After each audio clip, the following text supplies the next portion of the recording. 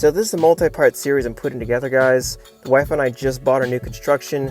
Pretty sensible 3-bedroom southern gem with a porch. So if you've been curious how the techie stuff is done in a new home, you've come to the right place.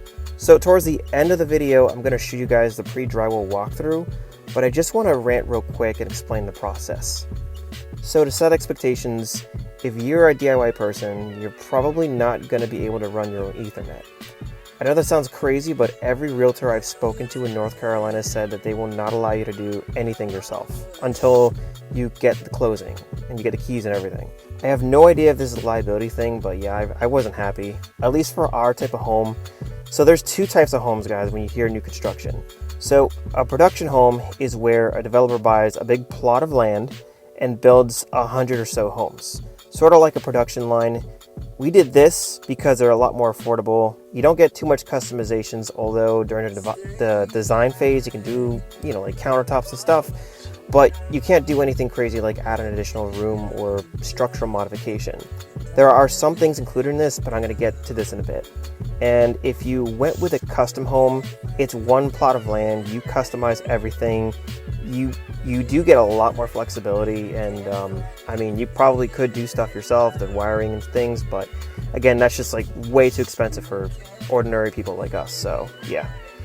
But listen, all hope is not lost. Any wiring that's considered low voltage, like Ethernet, speaker, cable TV, these builders will contract this out to a low voltage specialist. And so you generally get to meet these people during the design process. And guys, it's 2024, so yes, they do. A lot of them will come pre-wired with Ethernet. All right, so let's go through the pre-drywall walkthrough, guys. I don't think a lot of builders do this, but you never know. So there's this white box sometimes in a closet. They call this a low voltage panel. All of the wiring for the house comes through here. It even has power, so the router would technically go in here. Like I said, it comes with ours as well. Also, this orange conduit that goes to the outside of the house. So this is meant for an ISP to run their cable from the outside to this box. It's nice and clean. And yeah, that's what ours did. So other things included, our builder pre-ran one Ethernet Cat6 line every room of the house and the living room, so a total of 4 runs. And they also ran coax TV to the living room. Not really much use for that, but if you want to use it for an antenna or satellite TV, yeah. And they also ran what looks like speaker cable to this little blank box near the kitchen. I'm assuming it's for the alarm panel that the low voltage guys wanted to sell us.